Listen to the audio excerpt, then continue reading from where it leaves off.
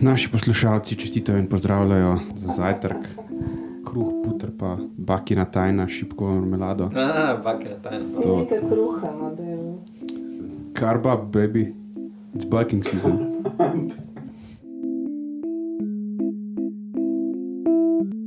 To so že gremo ekstra kredici.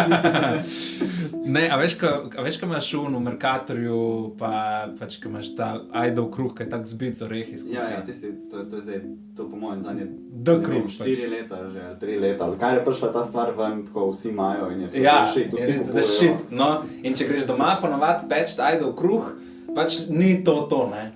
No, zdaj imamo recept za ta kruh, prav tak stari. It's fucking dope. Nice. Patreon subscriber, ja, tako.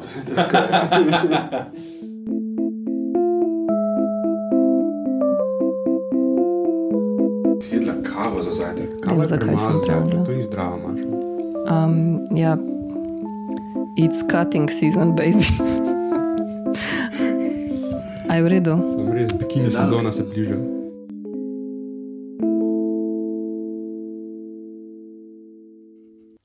Zdravo, dobrodošli v 3. epizodi 2. sezone Kritiškega posetka oziroma posladka v obliki podcasta. Z nama danes kar 2 gosta, in sicer intermedijski umetnik, fotograf in okoljski aktivist gibanja Mladi za podnebno pravičnost Nejc Trampuš in doktor računalništva in informatike, strokovnjak za umetno inteligenco, odličen mečevalec in milonguero Aljaž Kašmr. Kako se kaj počutite? Sta v redu? Super. Ja, best. Jernej, je tebi kaj čuden, da smo 4 za mizo? Ja, malo se sprašujem, če smo na kavi ali na podcastu. No, z vami sva tudi Jernej Čuček-Gerbec in Maša Žekš. Ukvarjava se z likovno kritiko, kuriranjem, pisanjem in umetniškim ustvarjanjem. To, kar poslušate, je kritiški posedek, posladek, paraumetniški projekt, ki poslušalcu ponuja vpogled v specifično, ponavljajočo se prakso neformalnega dialoga med likovno kritičarko in urednikom. Vse dosedanje epizode lahko za nazaj poslušate na vseh teh kanalih, kot so YouTube, Spotify itd. Vse pomembnejše stvari, avtorje, dogodke, reference, ki jih omenjamo tekom podcasta, jih damo in polinkamo v opis. Torej, če ste na YouTubeu, je v opisu videa spodaj, če pa kje drugje, denimo na Spotifyju, pa so pač zapiski zbrani v opisu posamezne epizode. Lepo pozdravljeni. Poslušate Kritiški posedek. Posladek. Ok, če mogoče Nejc Trampuš, da mogoče malo njemu na začetku. Začel je z lovljenjem in fotografiranjem neviht, sledilo je raziskovanje abstrakcije v fotografiji, potem raziskovanju napake v fotki in v umetnosti. Naprimer tisti razbiti ekrani pod mentorstvom Petra Raucha v MSUM-u, potem izmenjava v Bratislavi, zaključek magistra na ALUO in potem počasi intermedija, zvok, video, kolažiranje, sodelovanje s programerji, uporaba umetne inteligence, lightboxov, vse z roko v roki, z okoljevarstvom in okoljskim aktivizmom. Torej, upodabljanje in raba nekih napak in glitchov v vizualni umetnosti in raba obstoječih podob iz interneta se je počasi prelevila v full-on mid-journey barvito cyber projekcijo. Spomnimo se na primer izjemno prodorne razstave v Mengšu z naslovom Select, Edit, Transform, kjer sva v bistvu z Nejcem 3 ure tlačila cerado v tisti golomazen lightbox. Pa še oba sva bila bolna, oziroma vsaj jaz sem fiks imela vročino 40. V glavnem tukaj so se nekako razpasli tile lightboxi, ki omogočajo te cool žive barve, da še bolj pridejo do izraza. Pa potem ulična galerija v Kranju od Lajerjeve hiše z naslovom Do you want to restart the system? Sledi Hello World XE, ki je bil dostopen na spletu, to so bili že te koronski časi. To je bil v bistvu nek generator kolaža, bomo mogoče kasneje malo o tem. Potem pa nek derivat tega projekta, ki se je zgodil na pročelju knjižnice v Novem mestu, torej byeByeWorld.net. Vmes imamo še 2 ekoarta v galeriji Y, pa še skupinska razstava Iš v gozdu pri Švicariji in še bi pač lahko naštevala. In najbolj svež projekt, torej ta Another Future Entirely, tako imenovanim večplastnim umetniško-raziskovalnim projektom, ki je nastal pod produkcijskim okriljem zavoda Lokal Patriot in pa Konsa, platforme za sodobno raziskovalno umetnost. Zdaj, danes je bil plan spregovoriti kakšno besedo ali dve o Nejčevem delu, predvsem pa mogoče o teh zadnjih projektih, ki vključujejo umetno inteligenco, za kar sva v goste povabila mojega dragega prijatelja, doktorja Aljaža Košmrlja, ki je ekstra strokovnjak za umetno inteligenco in je hkrati tudi ljubitelj umetnosti, prijateljuje z umetniki in nasplošno ni zategnjen naravoslovec. Zdaj, za razliko od nas, kulturnikov, ki se naslajamo nad čim bolj izpisanimi in prezenčnimi CV-ji, če ne drugega, jih moramo pač redno updatati in shranjevati v posebno mapco, pod katero v capsih piše MZK, oziroma Ministrstvo za kulturo, je pač izbrskati in posledično zdrdrati kakšen tvoj CV ali až mogoče malo težje zalogaj. Tako da ne vem, mogoče najprej ti povej na kratko, s čim si se v lifeu do zdaj ukvarjal in kaj počneš zdaj, ko se je Inštitut Jožefa Štefana sprijaznil, da so ti po krivem dali premajhno plačo za prejšnji job. Hvala. Jaz sem, če gremo po vrsti, doktoriral na Fakulteti za računalništvo in informatiko pod mentorstvom profesorja Bratka, legende slovenske umetne inteligence, potem prešal to na Inštitut Jožef Štefan, kjer sem na oddelku za umetno inteligenco delal na projektih, večinoma evropsko, s področji predvsem analize teksta oziroma procesiranja naravnega jezika, kot se temu reče po strokovno, in potem 1 leto nazaj prešal to na privatni sektor in zdaj delam analitiko. Cash is flowing, baby. To je to. Prodal dušo in te ni poti nazaj. Okay. No, ampak zdaj boš družbeno odgovoren in boš sodeloval v tem podcastu. To je to, giving back. Ja, tako bom jaz tudi temu rekla. Jernej, mogoče imaš ti kakšno vprašanje? Za doktorja ali za umetnika? Za kogarkoli. Mogoče bi kar začeli pri tem ushičenosti, mogoče, z AI-om. V tvojem zadnjem delu, oziroma tem raziskovalnem delu, ki je nastal za KONS, je nekako AI igral centralno vlogo, gre pa tudi za neko razumevanje, vsaj kar je za razbrati, o neki zeleni bodoče prihodnosti enkrat onkraj vsega, bi se lahko reklo. Se ti zdi, da bo AI takrat igral pozitivno vlogo zraven? Najprej bi mogoče rekel, da kljub temu, da mogoče izpade, da je ta projekt se vrtel okrog umetne inteligence, se ni čist. Mislim, jaz sem to umetno inteligenco bolj imel kot neko orodje, s katerim lahko pač delam in ki mi lahko pač prinese neke rezultate, ki jih mogoče drugače ne bi mogel dobiti, ki mi pospeši, da lahko pač naredim hitrejše stvari, da lahko v bistvu neomejeno s tem, kaj se na Googlu lahko najde, da lahko pač zgeneriram neko sliko, podobo in tako naprej. Tako da jaz bi rekel, da je umetna inteligenca orodje, ki v bistvu ga je smiselno raziskovati. Mislim, jaz sem itak vedno navdušen nad nekimi novimi tehnološkimi zadevami in imam neko love-hate relationship s tehnologijo. Tako po eni strani me ful fascinira in mi je ful dober in tako sem čist noter, po drugi strani me je pa tudi mal strah na momente in v bistvu bi rekel, da je podobno tudi s to umetno inteligenco. Tako, meni se zdi, da je to uporabno orodje, ampak na dolgi rok pa bo to tudi, bi rekel, zamajalo našo družbo oziroma jo precej spremenili način produkcije. Sploh se to mogoče bolj nanaša, mislim, vsaj iz mojega vidika, se to veliko nanaša tudi na produkcijo, umetniško produkcijo, kreativno produkcijo.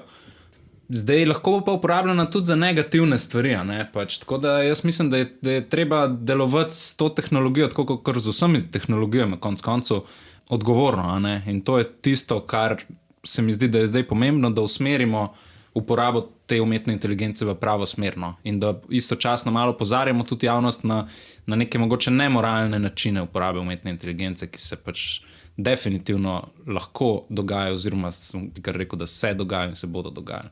No, vse glih to nekaj. Jaz sem šla pogledati to razstavo v Novo mesto, ki je zdaj sicer že mimo, ampak neki te odvodi se bodo zgodili tudi v Velenju, pa zelo v Cokrarni kmalu. Jaz sem bila malo začudena, da naprimer v tem obrazstavnem tekstu ali pa nasplošno, kar se postavitve razstave in to tiče, da v bistvu o tej umetni inteligenci ni nekaj veliko napisanega. Vse, kar piše in kar se tudi v medijih, kar se je naprej prodajalo, je bilo to, da je nastalo s pomočjo umetne inteligence. Ne. Tu pa tam mogoče, ja, da je to bil ta Midjourney pa ta ChatGPT, ampak kaj več od tega pa ne. In to recimo mene osebno je to dosti zmotil. Zdaj mogoče zato, ker do neke mere ne da se spoznam na to daleč od tega, ampak vem pa, kaj ti dve orodji sta, kaj počneta in sem jo že uporabljala. In mi je bilo potem v bistvu zanimivo, da naprimer cela razstava, konkretno ta, torej v Novem mestu, v resnici stoji na umetni inteligenci v smislu, da vse, kar potem vidimo, no, razen knjige, pa tako je načeloma naredil AI s pomočjo torej vseh ostalih upletajočih z nekim inputom. In niti input, niti ta AI v resnici nista razložena ali pa obravnavana ali pa preopraševana v sklopu obrazstavnega besedila ali pa te knjige, ki je zraven išla. Tako da v bistvu moje glavno vprašanje, pa vem, da se ti že dalj časa recimo z Midjourneyjem ukvarjaš in delaš ti kolaže iz tega, a ne, zdaj pa se je tudi ta ChatGPT pojavil, ne. Ok, dajmo zdaj še ta ChatGPT noter in zdaj moje vprašanje čistko je, zakaj? Zakaj ste se odločili, da bo to sploh AI stvar in zakaj ne bi, glede na to, da je neka tematika bila usmerjena v okoljevarstvo in v preopraševanje možnih prihodnosti, bla, bla, bla, zakaj se sploh ukvarjati, zakaj sploh to narediti z AI-jem? Zakaj to ne narediti z nekimi, zakaj ne bi to sam umetniki naredili na svoj način in bi, ne vem, vključili neke raziskovalce, whatever, zakaj je mogel biti AI kle zraven? Ja, ok, mislim to, zakaj nismo toliko AI-ju recimo pisali, najprej bi mogoče na to je bila v bistvu dosta zavestna odločitev, ker nismo hoteli, da cel fokus projekta pade na umetno inteligenco, ker kot sem rekel, to je samo orodje bilo, ne? Glavni fokus projekta je bilo okoljevarstvo in je bilo to, da mi obrnemo neko, se pravi, logiko komuniciranja, ki pač smo ji priča v javnosti teh okoljevarstvenih problemov iz nekega negativizma, domizma, ne, v neko mogoče malo bolj nek pozitivni način in da predstavimo, da so neke rešitve in tako naprej. In želeli smo, da ostane fokus na tem. Vedeli smo, da je umetna inteligenca sama po sebi trenutno toliko aktualna tema, da bo vse zanimala. Konec koncev tudi danes smo tukaj in se bomo v bistvu pogovarjali bolj o umetni inteligenci kot o nekih okoljevarstvenih vprašanjih in smo vedeli, da bo v bistvu prostora za to, da o umetni inteligenci govorimo dovolj in zaradi tega nismo hoteli že v štartu skozi neka obrazstavna besedila in tako naprej preveč dati pozornosti temu. Zdaj, zakaj pa to orodje uporabiti? Mislim, ok, en razlog je sigurno moja fascinacija, ne, nad tehnologijo, pač zanima me enostavno, to je pač izhodiščni razlog, medtem ko drugi razlog je pa to, da umetna inteligenca, vsaj kot jo jaz razumem, je sposobna pač analizirati oziroma tudi tvoriti neka besedila ali pa podobe na nek mal drugačen način kot človek, dosti je neobremenjena, recimo z nekim, mislim, ne čustvuje, ne, se pravi, ni upletena v nek, ne vem, negativizme, strahove, ki jih jaz imam kot človek, ali pa ki pač ni omejena z nekimi temi mentalnimi pač mejami, kot je človeški no? In po drugi strani tudi ona je polna informacij, pač ona ve ful enih stvari, ki jih, mislim, da bi lahko najdel človeka, ki bi mi lahko dal tok nek širok spekter informacij, je to skoraj nemogoče, a ne? Oziroma bi lahko dobil sam nek ta specifičen vidik tega enega človeka, a ne? Tukaj je bilo pa zanimivo videti, kako pa razmišlja o teh stvareh neka tehnologija, ki je nova stvar in ki je tudi neka tehnologija prihodnosti, ker dejstvo je, hočemo nočemo, da ta tehnologija bo ostala in jo bo vedno več. In me je tudi zanimalo istočasno raziskati, kako ta tehnologija recimo razmišlja o teh tematikah.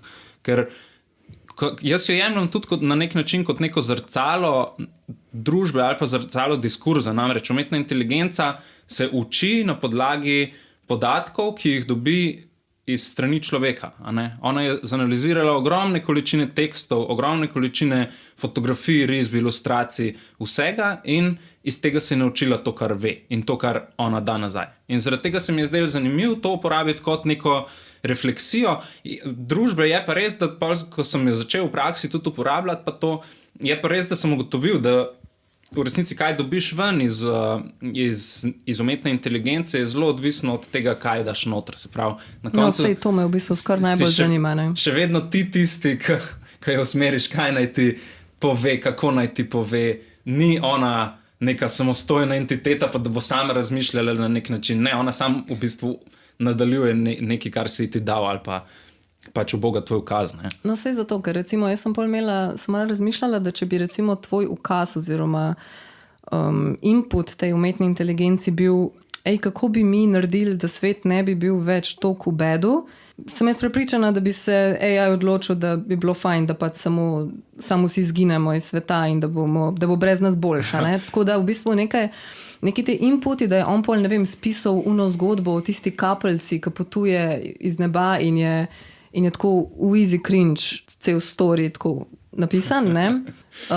Do neke mere si predstavljam, da pol zlektoriran, scenzuriran, spremenjen, da je mogoče manj, ne vem. Se mi zdi, da ta input je na nekih točkah mogel biti zelo specifičen, ne? In tudi zdaj, ne vem, Aljaž, če ti, koliko imaš ti občutek, mislim, kako je s temi inputi, koliko natančni morajo biti zaželjene učinke, ne? Ker jaz si predstavljam, da potem, če mi uporabljamo to umetno inteligenco v to tekstovno, naprimer, ne, da nam služi, da nekaj izboljša, da nekaj preoblikuje, ne, da pa ona nekaj naumi, ne, jo moramo pa v bistvu dosti konkretno usmeriti, da naumi to, kar mi približno hočemo in ali vemo, kaj hočemo in ali je to v bistvu pol že problem, če se gremo umetno inteligenco. Veš, kaj mislim? Vem, koliko tehničen odgovor hočeš. Torej, okay, če tako oba sistema, tako Midjourney kot GPT-3, oziroma ta sistem, ki stoji za ChatGPT-jem, sta v bistvu, kot je že rekel, zgrajena na toni enega materiala, pobranega z interneta, se pravi, ali iz kupenih slik ali pa iz kupenega teksta. In kar je, če malo po domače povem, kar je narejeno iz tega, je, da se ta sistem to premelje, tako da nekako oblikuje sliko celega prostora, vsega tega besedila, ki ga je požrl. In potem, ko ti daš poizvedbo, ta sistem v bistvu vzorči ven iz tega prostora. Se pravi, iz vsega, kar je on prebral o neki temi, pa to meče ven, zgenerira besedilo, se pravi, stvori to besedilo. In ja, seveda, zdaj tukaj je ta vhod ključen in ena stvar, ki je mogoče še pomembna, je, da če ti temu sistemu večkrat podaš isti vhod, ne boš dobil zmeri istega izhoda. Ker gre pač na koncu za neko naključno vzorčenje, ker je ta sistem načrtno narejen tako, da ne potvori direkt tega, kar je zadaj. Ker to je pač Google. Ne? Google ti vrne direkt tisto, kar ima poindeksirano, ta sistem ima pa vse to pozorčeno. Tako da, ja, tle voditi to stvar z pravimi poizvedbami je spretnost. To je, če človek bere po spletu ljudi, ki se s temi sistemi ukvarjajo, igrajo, to vse od tehnoloških novinarjev do pač ljudi, ki jih to samo zanima, so ljudje hitro nagruntali, da so določene fraze tiste, ki ti dajo prav nek efekt, ali na besedilu, ali na Midjourney sliki, ali na take stvari. Tako da to je, v bistvu, tvorjenje poizvedb je tako ločena spretnost, kot tvoriti ta sistem. Tako kot je, ne vem, smo se vsi navadili, da je treba pogooglati ene stvari na ta pravi način, da dobiš tisto, kar te zanima in ne kar nekaj. Mogoče komentar na tvoje inpute za te zgodbe. A je to izključno tvoje, torej avtorsko delo, kar se teh zgodb tiče in Midjourneyja? Mislim, tako je. Jaz nisem vzel zgodb niti podob, nobena od teh stvari ni direkt to, kar mi je AI dal. Se pravi, jaz sem dal neko poizvedbo, prompt, se pravi, sem dal AI-ju, dobil ven nek rezultat, in pa sem vzel dele tega in jih jaz kolažiral naprej v neko novo celoto. Tako da jaz res tukaj ne bi rad umetne inteligence povzdigoval v neko, ne vem, v neko osebo ali pa neki tasga. To je, it's just a tool. To je tako, kot da bi me ti vprašali, zakaj bi pa Photoshop uporabil. Ali pa nek drug tool, ali pa Chopič, ali pa pač karkoli že. Mislim, umetna inteligenca je tudi orodje. To je to, In pač namesto, da bi jaz šel na Google, pa da bi iskal fotografije, sem pač rekel umetni inteligenci, da mi tako pa tako pač podoben zgeneriri in jo jaz lahko uporabim kot pač kolaž. In podoben je tudi na področju besedila. Jaz mislim, veliko je bilo poskušanja. Morate vedeti, da je tukaj trial and error, na tem bazira vse skupaj. Ti pač napišeš, veš, kaj dobiš ven, napišeš malo drugače, probaš še enkrat, napišeš isto še enkrat konc, tako kot si rekel, in dobiš drugače. In pol pač vidiš, ta začetek zgodbe je zanimiv, to nekam pelje in pač pa sem jaz recimo vzel začetek zgodbe in pa sem rekel, zdaj mi pa napiši nadaljevanje. In pa sem na tak način recimo sestavil celo zgodbo skupaj. Tako da jaz bi rekel, da dajmo jemati umetno inteligenco kot orodje. Ampak se ti ne zdi, da bi recimo ta cel proces In ta, recimo, če bi to zdaj, kot si prej rekel Čopič, bi to zdaj recimo bila neka vrste tehnika, cel ta trial and error in to, ne?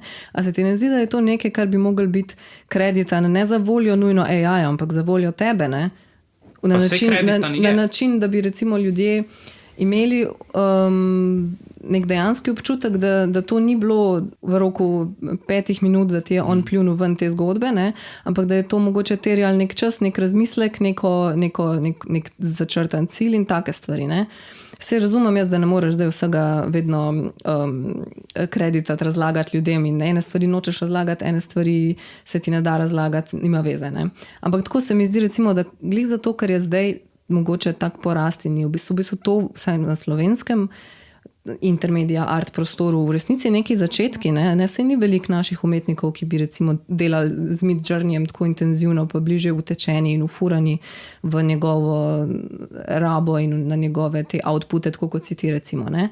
In se mi zdi recimo, da je to nekaj, kar bi bilo pa vseeno mogoče, kar se konca tiče, vredno poudariti, še posebej glede na to, s čim se konc kot celota ukvarja, ne vem pa, da je tudi neka stvar za tehnologijo pa tako, ne.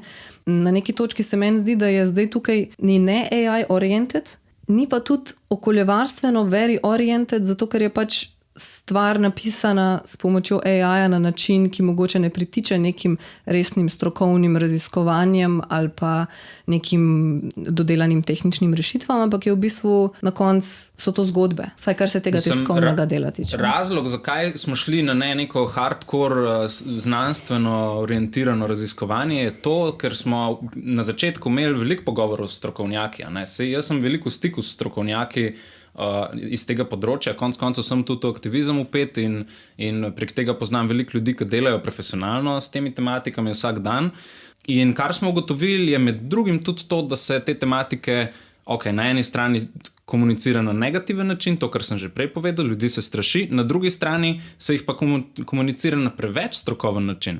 In smo se temu hoteli izogniti, se pravi, mi smo hoteli narediti nek cel spektr tega. In konec koncev v knjigi, drugi del knjige je članek, ki ga je napisal Rok Kranjc, ki je strokovnjak iz tega področja. Se pravi, smo tudi ta del naslovili.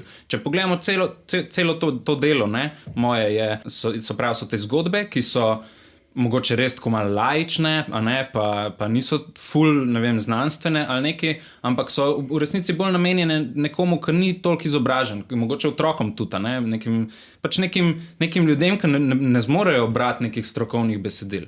Spremlja ga pa tudi ta strokoven jezik, oziroma ta strokoven članek. Medtem, ko istočasno pa obstaja tudi ta drugi del, se pravi te dialogi, ta videoprojekcija, ki je, te animirani kolaži, bi lahko rekel.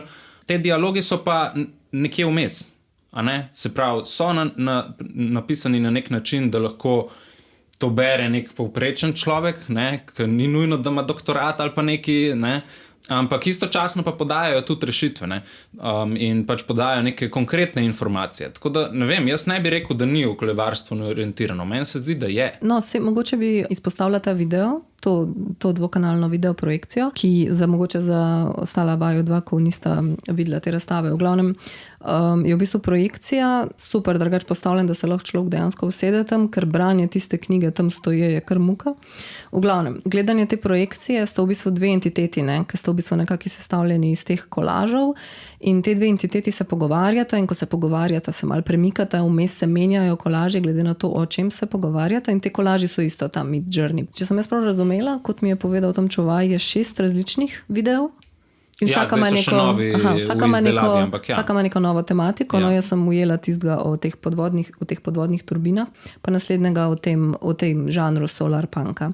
In recimo to se mi je zdaj ful zanimiv, ker sem na neki točki začela razmišljati, če je zdaj ta dialog, če je live, a veš, če je avto generiran, kako se te dve entiteti pogovarjata, ker je bilo tako, v smislu, ena reče, ja, kaj pa podvodne turbine, to bi bilo ful dobro, ker pol ne rabimo imeti več, ne vem, teh elektrarn, in pol ta druga reče, ja, to bi bilo ful dobro, ampak infrastruktura je ful kompleksna, plus delfine lahko poškoduješ, bla, bla, bla. In pa se tako pogovarjata, v bistvu tako ena od boljših stvari na razstavi v smislu, da lahko tudi gledalec sam pride do nekih rešitev in da je mogoče slišan na način, da v to, kar tudi mi dvomimo, lahko vidimo, da nismo edini in da obstajajo tudi neki pomisleki in da s pomisleki ni nič narobe in da se lahko iz tega razvije nek nov dialog. Ne.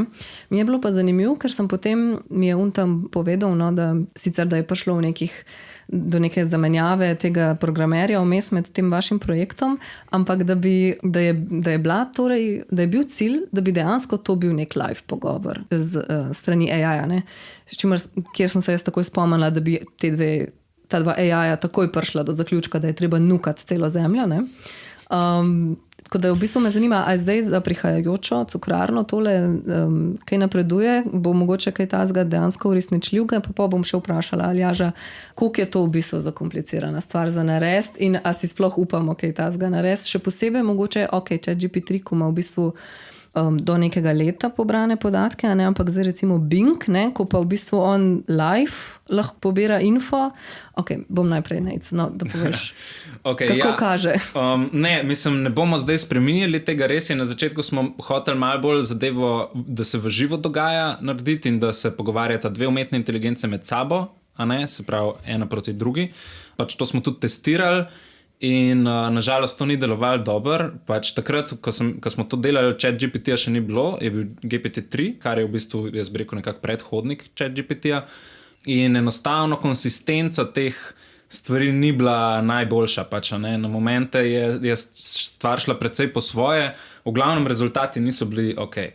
In zaradi tega smo pa mogli malo prilagoditi in pač smo naredili tako, da je pač spisan cel dialog iz strani ene umetne inteligence, a ne, in da tudi tukaj sem na podoben način, kot sem prej opisal, da sem pisal zgodbe, sem tudi te dialoge pisal na tak enak način.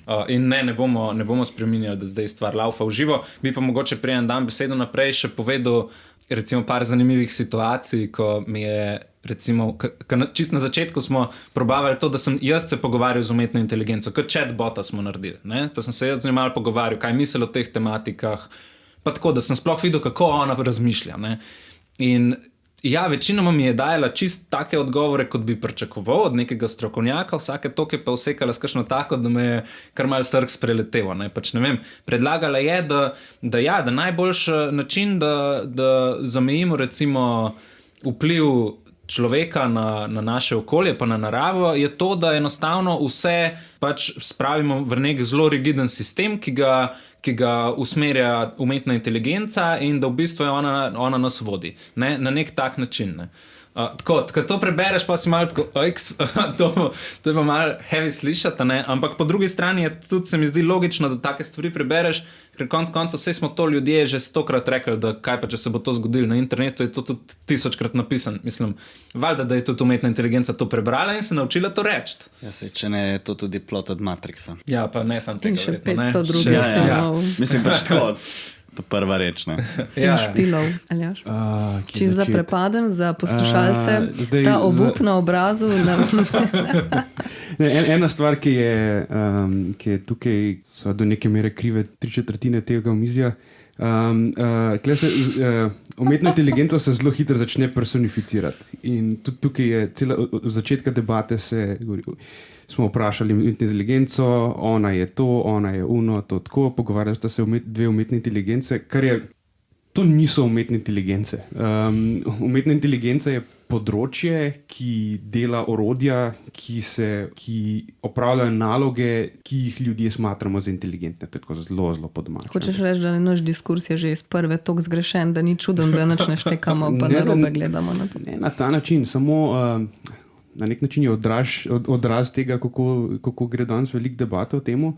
Ampak vse je naravno. Ta personifikacija se zgodi takoj, ker smo med drugim ljudje iz prejšnjih medijev, pa zgodb, pa filmov, pa vsega tega navajeni. Ampak to so pač sistemi zgrajeni za neke namene in pač to delajo. Tako ti sistemi vejo neki ne, ampak na koncu mislim, da fraza, ki je meni najbolj všeč, je, da to so pač, ti sistemi so sprocesirali velike količine podatkov in zdaj iz teh podatkov halucinirajo. In zdaj ti jim daš neke poizvedbe in oni ti zgradijo besedilo, slike, karkoli na podlagi tega. In ja, kot je Nejc rekel, ne, zdaj večina teh črnih scenarijev, pa take stvari, ki bi te umetne inteligence, sem se še jaz nategnil, ki so teh sistemi ven vrgli, so taki najverjetneje zato, ker se tega najde na spletu, več kot dovolj, da pač to sam poustvarijo in vrnejo nazaj.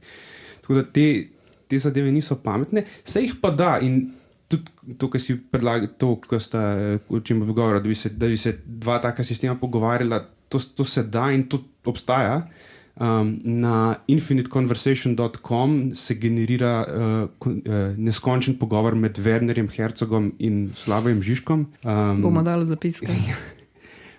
Tako da, ampak spet tukaj je, kot ta stran sama poudari, pač gre za procesirali so velike količine zapisov in govor obeh avtorjev in zdaj se to podaja, kot se izmenjava, tako da je to, kar output enega je input drugega in nazaj in pač to zdaj tako kroži, ampak pač samo ponavlja nekaj, kar je v slogu teh dveh obeh avtorjev. Tako da...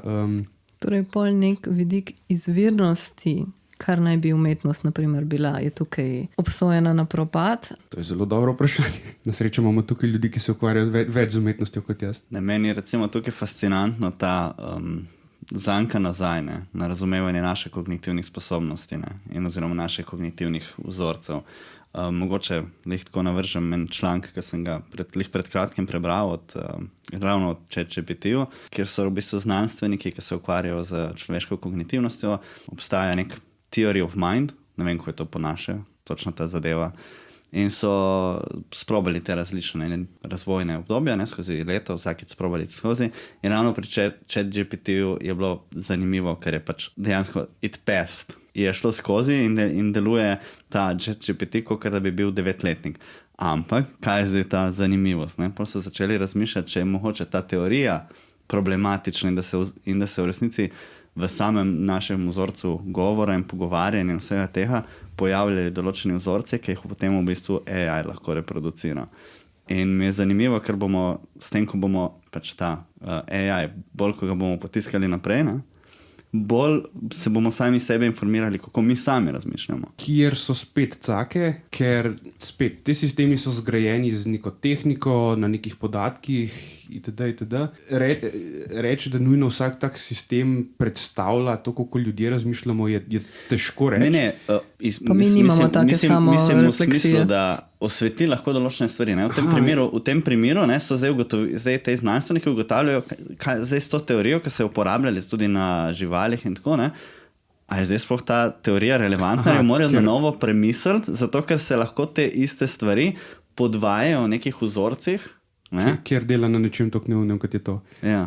En popularen primer, ki je starejši od teh sistemov, je, ti imaš orodja, ki niso generativni modeli, kot so ta dva, ki recimo ti napovedujejo, a je na sliki maček, a je ptič, a je opica ali karkoli. A to je tist, ki moraš označiti semaforija gor. Podobno, ja. To je tist, ki je bilo v Silicon Valley, it's a hot dog. It's not a hot dog, ja. Hot dog, ja. Tako. No, in zdaj primer, ki so ga eni podali, zakaj ti sistemi ne delajo kot ljudje, je tako, da ti lahko tej zadevi daš sliko mačke in sistem reče, ja, to je maček. Potem pa greš v zgornji desen kot, izrežeš en kos te slike, ki nima z mačkom nič, in začneš tam spreminjati isto sliko in enkrat, ko daš gor in glih ta pravo šrafuro, bo sistem rekel, ok, to pa zdaj ni več maček. Zaradi tega, ker so pač ti sistemi tako narejeni, da izračunajo nek skor čez celo sliko in ti vržejo. Na tej sliki je še zmer maček, sam zgor in desnem kotu je neka čudna šrafura, ki je ta sistem zmedla. Noben 3-letnik ne bi rekel, da na tej sliki ni več mačka. Tako da... Ampak 9-letniki? Ne, ampak ravno tukaj je ta, ker s tem, ko moramo razmišljati, kako mi procesiramo stvari in kako mi prepoznavamo stvari, kaj so tisti vzorci, tisto, kar lahko v bistvu, ko hočemo oblikovati to umetno inteligenco, nam pomaga v bistvu tudi pogledati introspekcija na naš način razmišljanja, na naš način dojemanja, naša kognitivnost. V tem pogledu je Nec lepo rekel, ko je rekel, da je stvar v bistvu zrcalo, kar je res, ker stvar je tvorjena na tem, da so pobrali žbnjo tega slik in besedil in jih predelali. In v tem primeru, ko ti vzorčiš tega, v bistvu vzorčiš iz tega, kar je bilo na internetu povedanega o eni temi, ti seveda to vodiš z neko poizvedbo, ampak kakor obrneš tista poizvedba samo usmeri v eno smer, stvar še zmer tvori iz teh besedil, s katerih je zgrajena. Kar je zdaj dvorezno v tej meri, da še zmer tudi, koliko že je, 450 tera besedil, to še zmer ni vse, kar ljudje vemo, tako da je potem celo področje umetne inteligence, ki se ukvarja z pristranskostjo in tem, in tudi te sistemi, ki so zgrajeni na besedilih, ki kakor obrneš, so pristranski, ker so to spisali ljudje. Je to zrcalo tako v temu, da ima tisto nekaj znanja, ki je bilo zajeto v tem besedilu, hkrati pa je potegnilo ven vse pristranskosti, kar se verjetno pozna, če se igraš z stotinami poizvedb, ker točno vidiš, da ga potegne zmer v iste smeri. Ja, definitivno. Ima neke tendence, kaj hoče recimo narisati, napisati in tako naprej. Ne? Ampak je to na podlagi tega, da je sam tistega več? Recimo, jaz se spomnim, ko smo takrat, ko je bil Eko Art lani, sem jaz za foro hotela narediti naslovno fotko za razstavo, sem hotela z Midjourneyjem narediti. In jaz sem hotela narediti neko podobo nekega propadajočega distopičnega mesta in da so na tleh potepuške muce. In jaz napišem tja noter, eni cel esej napišejo noter, da jim slikco ven vrže kao tako, kaj jo hočejo, pa v katerem stilu, kjere barve, vse.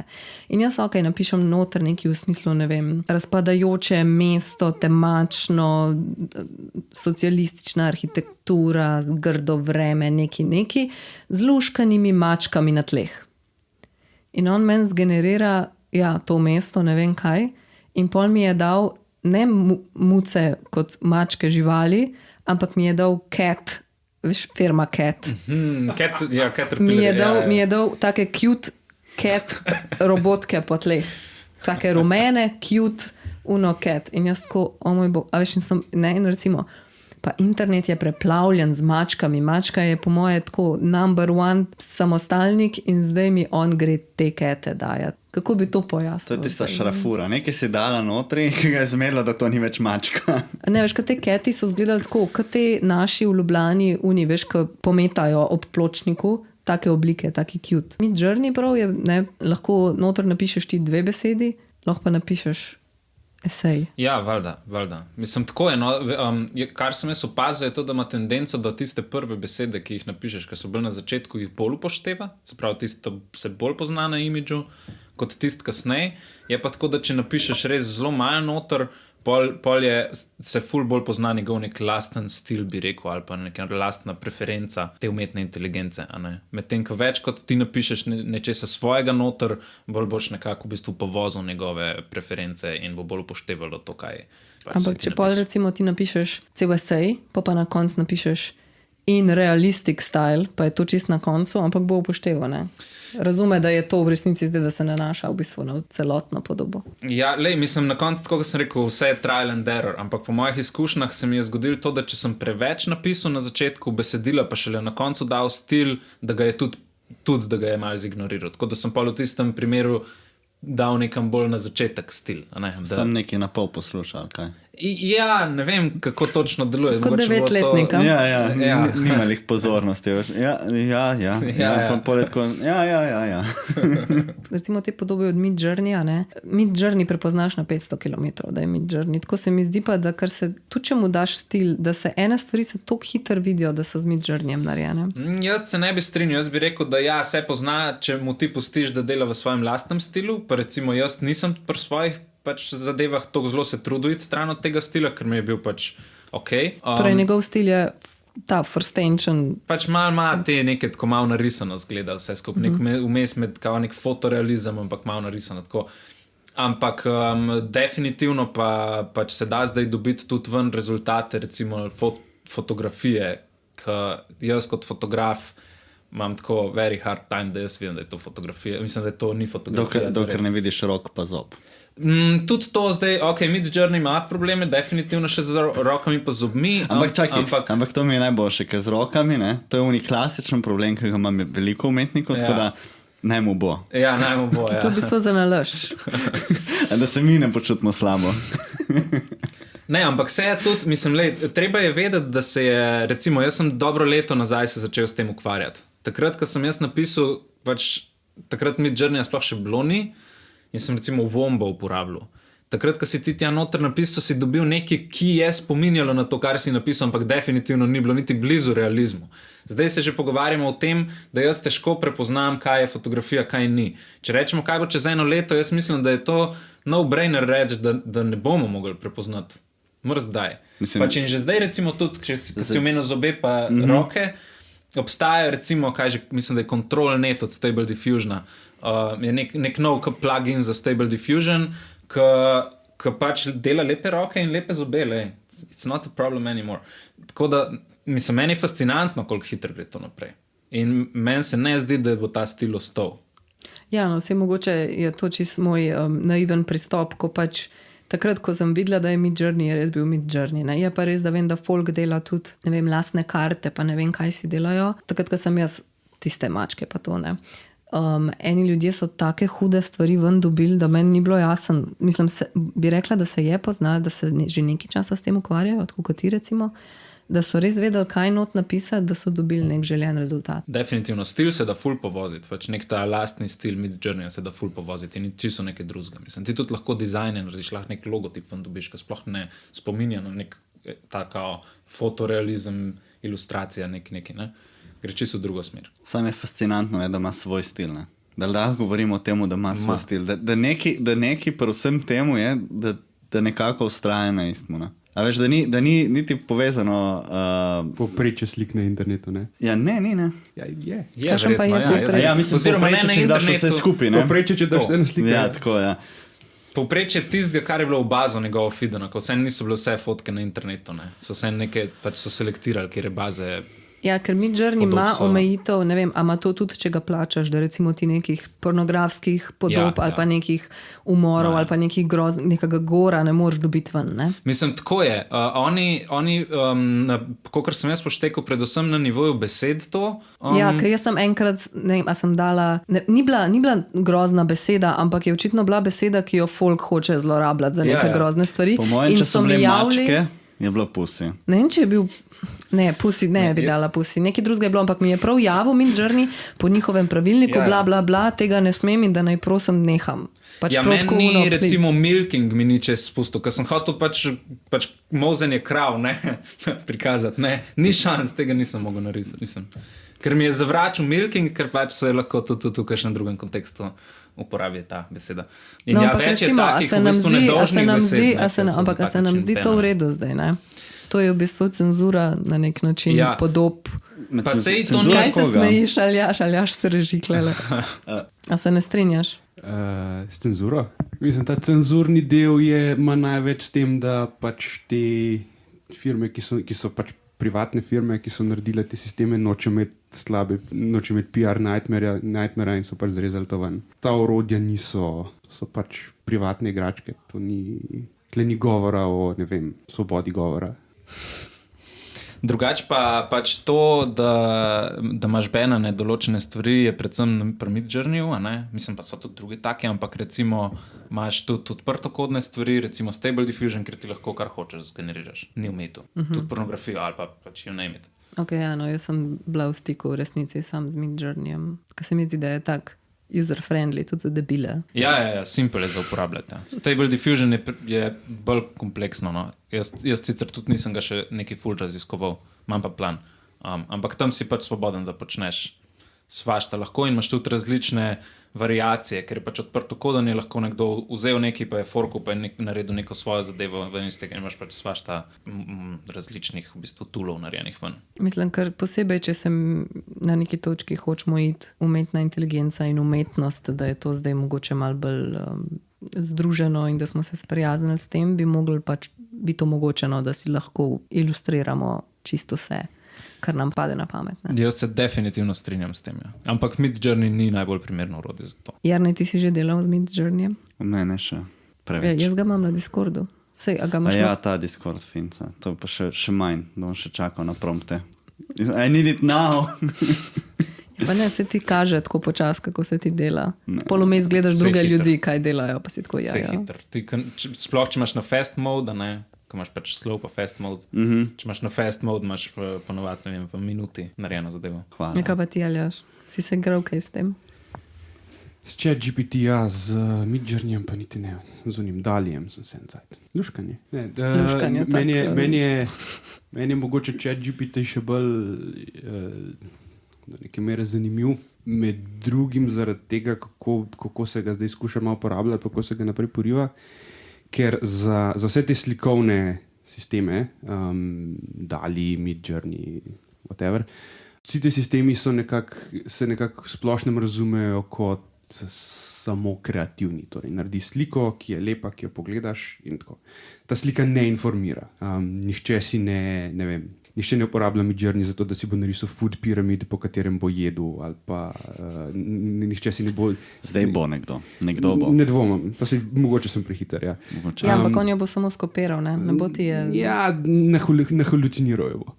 Ampak... Če jaz njemu rečem, nared mi vegansko prehrambeno piramido, ki bo najboljša za mojo krvno skupino in hemoglobin ravni toliko in toliko. Midjourney gotovo nima pojma o tem. Okay, kaj pa če bi Midjourney pa ChatGPT tako bila frenda?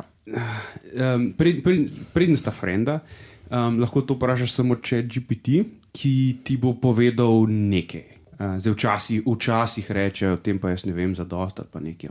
Ampak večinoma ti pač z veseljem nekaj pove. In ta nekaj je zelo možno narobe. Zato, ker ti sistemi nimajo pojma o realnosti. A tako, kako zveni akvarel? Kako zveni? Ne vem. Zelo suvereno. Kjerga leta smo? Koliko je 2 plus 2, ki se ga da prepričati, da je 5. Ko ga nekaj vprašaš, pa ti razloži, zelo pogosto je tako, da ko ga nekaj vprašaš, pa ti on nekaj pove nazaj in tečeš, the best. Odkje si to pobral, si on zmislil knjigo. Ja, ne moraš mu verjeti. To sem tudi jaz ugotovil skozi to, ko sem pisal. Pač, da včasih trdi nekaj, da je to resnica, ki ni. Tako da je treba vseeno imeti človeka, ki za tem sedi in ocenjuje, kaj je smiselno uporabiti, kaj ne. Nevaren je tako kot pač na random verjeti stvari, kot je nevarno verjeti na random stvarim po internetu, pa glih to, kot je nevarno slepo voziti po GPS-u, ki ga imaš v avtu, recimo, da bi vozil samo po tismu, kar ti kaže. Še posebej v Novi Gorici, kad te vedno polo v Italijo zapelja po nesreči. Če uporabljaš Google... Ne, ker vam imate delo na cesti in jo skozi drugače. Ne prebolevam, ne morem. Dejansko Google je ful slab za voziti napram dejansko tem pravim GPS-om. Ravno kar sem opazila, da je John Oliver ta iz HBO-ja na YouTube objavil epizodo o umetni inteligenci, torej v bistvu čisto sveže, bom tudi to dala v zapiske. Drugače pa glede na to, da bomo kar dolgi, se bo epizoda verjetno razdelila na 2 dela, pa bi kar zdaj prekinila tole polovičko. Ampak preden končamo, bi se navezala na tole razstavo, o kateri smo danes govorili, torej iz Novega mesta, in o tem, da se bo zdaj deloma v bistvu zgodila še v Cukrarni. Kdaj se odpira, Nejc? 3. marca če se ne motim, 7. zvečer. To je drug teden? V petek. Ja, drug teden v petek. Eto, Cukrarna, pa v Velenju bo tudi, ne? Tam bo tudi Saša Spačal, pa ene par delavnice bo v Velenju zvrstil. To bo pa 7. Ja, aha. V galeriji Velenje. Ja, 7. To je pa tork, ne. Tako da ovabljeni poslušalci, pa vidva tudi na neki točki, če vaju je zdaj do te mere zintrigirali, da bi mogoče videla. Jaz bi vsaj ta video, ki je dvokanalni, ta dialog v glavnem priporočam, ker meni se je zdaj ful zanimiv. Je pa res, da sem videla samo 2, ne. Torej, ne vem, o čem so še ostali se pogovarjali. Torej, en je bil ta neke podvodne turbine, plima pa to, pol je bil Solarpunk, o čem je še bilo? Se pravi, zdaj jih bo 9, jih bo malo več. Recimo, en se ukvarja z mesojedstvom proti veganstvu, pa recimo z lokalno pridelavo hrane, z načini bivanja, s tem, recimo kakšni so alternativni načini gradnje. O tem, je tehnoutopija res rešitev, se pravi, lahko kar prepustimo tehnologiji, da nas bo reševala v prihodnje, ali moramo vseeno mogoče malo premisliti način našega življenja in pač spremeniti to in ne zdaj 100% zaupati tehnologiji in tako naprej. Skratka, vsak dialog se neke svoje tematike malo loteva. Ampak ni tak dialog, da doreče na koncu neko končno besedo, ampak je bolj tako pusti vse malo v zraku. Ne? Malo pusti, mislim, predstavi 2 vidika, a ne, zdaj pa je na gledalcu, da se mogoče, da si sam svojo sliko ustvarja, a eni od teh 2 entitet bolj verjame pač Jaz ponavadi vem, kjer entiteti bolj verjamem, ampak nisem pa tega hotel polagati ljudem v glavo, kaj mora razmišljati, ampak naj pač sam vsak pač oceni. Dokdaj boste pa odprti razstavi? Tale v Cukrarni bo en mesec, mislim, da bo do 4. aprila, če se ne motim. Za tisto v Velenju, pa če sem čisto iskren, ne vem zdaj. Enoč Jerne, to bo treba iti pogledati, vsaj to v Cukrarno. To v Cukrarni bo ful bo enih umetnikov, ker to je zdaj v bistvu zaključek konca, ne?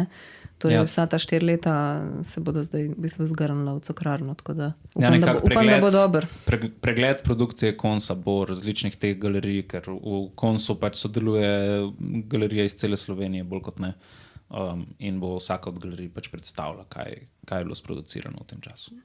Oziroma vse skupino, pač ta platforma bo to predstavila. Drugače 7. marca, torej isti dan, ko je v Velenju tale otvoritev, je otvoritev tudi v Kranju, imava pa mi dva avtorsko razstavo v Lajerjevi hiši, tako da mogoče se bo zdaj razpolovila Slovenija, ne? Tisti, ki imajo bližje Velenje, bodo šli v Velenje, pa ki jih Intermedia zanima, tisti, ki pač nočijo furati tok safra v lifeu, bodo šli pa v Kranj gledati lepe slikce. Ja. Zakaj ne oboje? Z vlakom iz Kranja v Velenje. Ja, direkt povezava, ne poznaš. Ajde, zaključimo ta prvi del.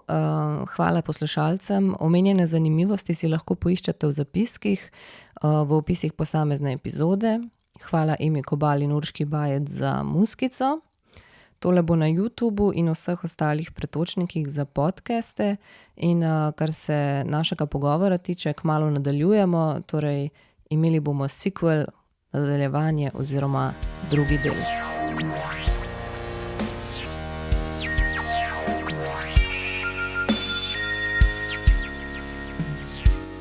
Predlagam. To bomo ven rezali, ne bom se brukala spet, da ne vem, kdo so pomembni fotografi. Vem.